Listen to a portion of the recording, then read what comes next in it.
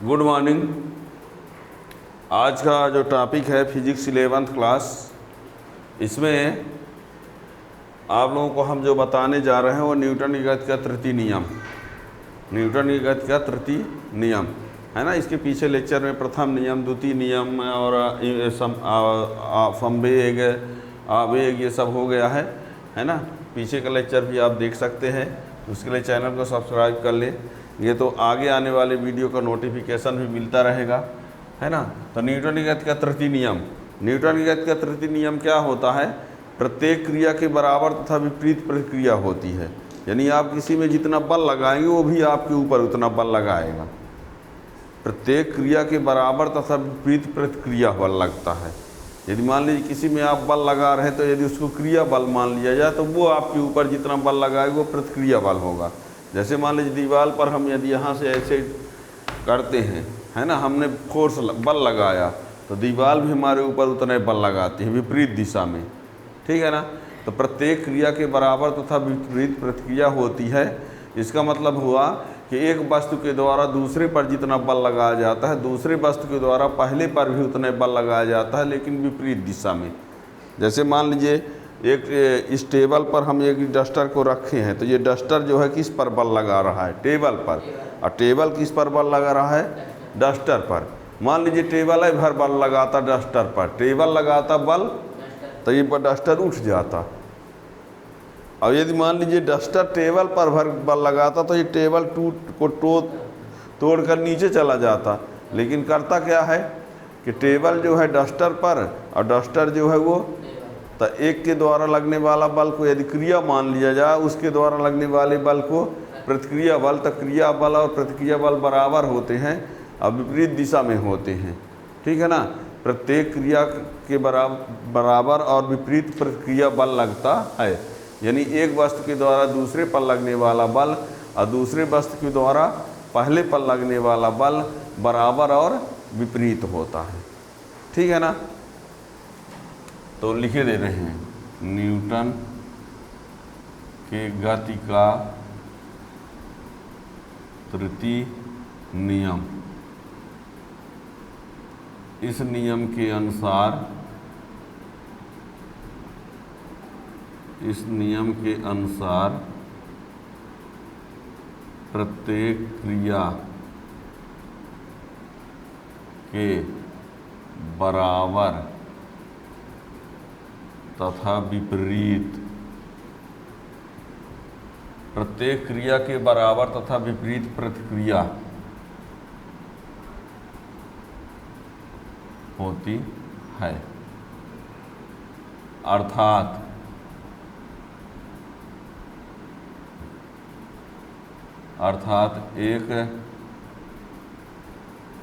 एक वस्तु द्वारा दूसरे पर, एक वस्तु द्वारा दूसरे पर लगने वाला बल, एक वस्तु द्वारा दूसरे पर लगने वाला बल बराबर दूसरे वस्तु द्वारा पहले पर लगने वाला बल।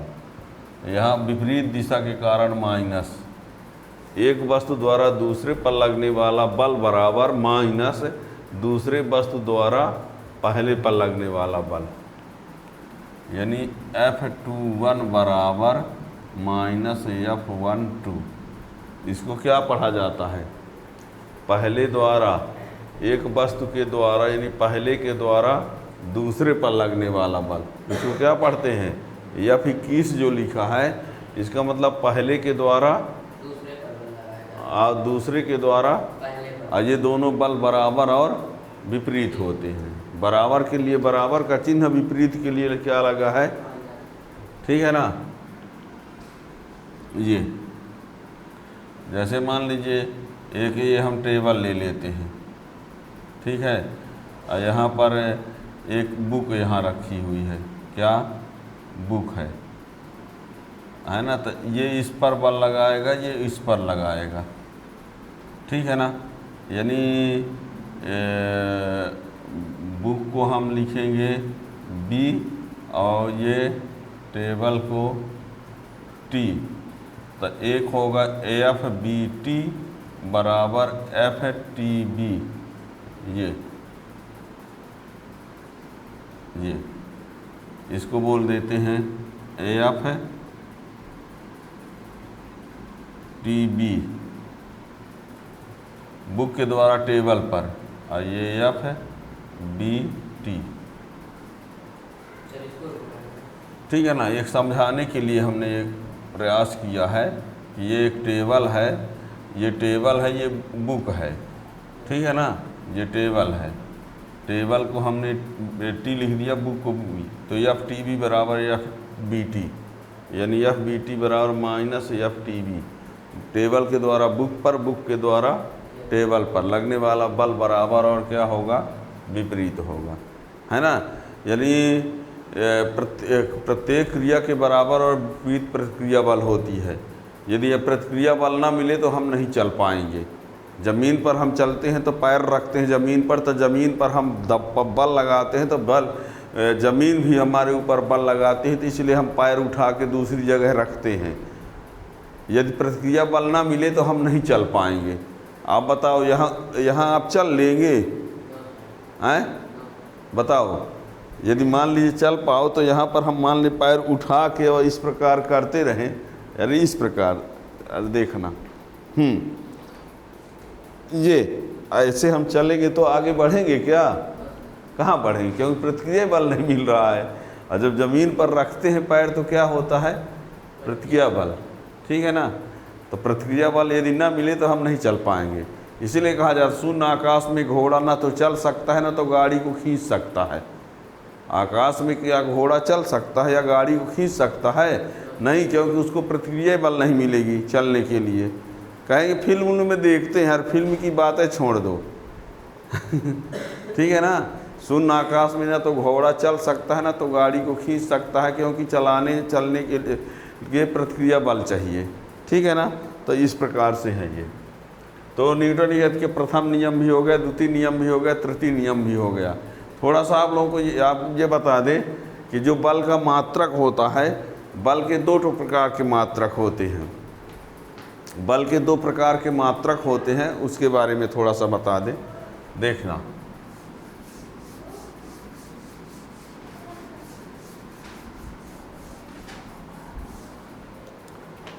वो लिखे फिर से।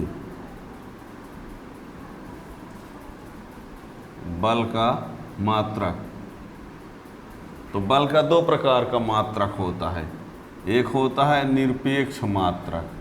क्या होता है? निरपेक्ष मात्रक। और एक होता है गुरुत्वीय मात्रक। क्या होता है? गुरुत्वीय मात्रक। निरपेक्ष मात्रक में ये बता दें, न्यूटन होता है एसआई में, और डाइन होता है किस में? सीजीएस में। ठीक है। और एक न्यूटन बराबर होता है 1 किलोग्राम मीटर सेकेंड माइनस 2, और एक डाइन बराबर होता है 1 ग्राम इंटू सेंटीमीटर और सेकेंड माइनस 2।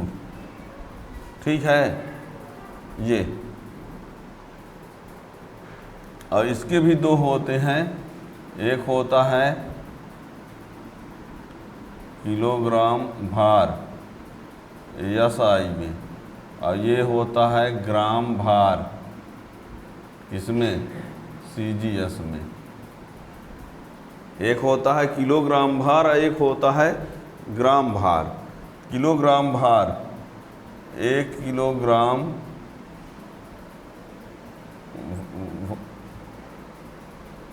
एक किलोग्राम भार बराबर 9.8 न्यूटन, और इसमें 1 ग्राम भार बराबर 980 डाइन। ये याद रखना। ठीक है ना। बल के दो ठो मात्रक होते हैं, निरपेक्ष मात्रक में SI में न्यूटन, CGS में डाइन। और 1 न्यूटन बराबर होता है 1 kg मीटर सेकेंड -2 और 1 डाइन बराबर होता है 1 ग्राम सेंटीमीटर सेकेंड -2। ठीक है।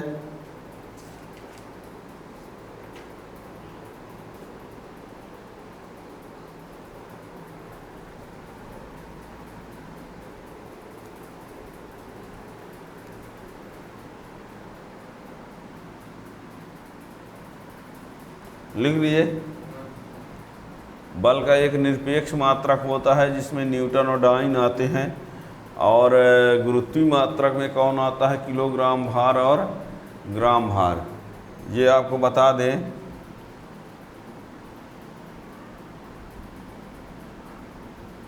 किलोग्राम भार को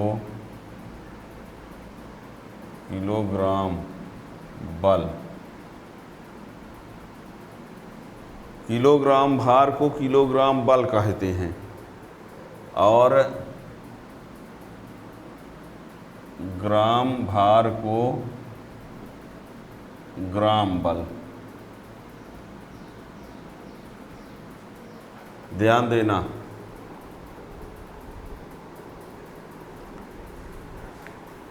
ग्राम भार को ग्राम बल कहते हैं और किलोग्राम भार को किलोग्राम बल कहा जाता है।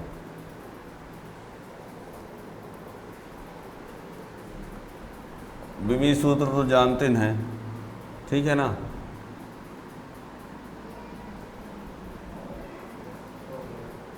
ठीक,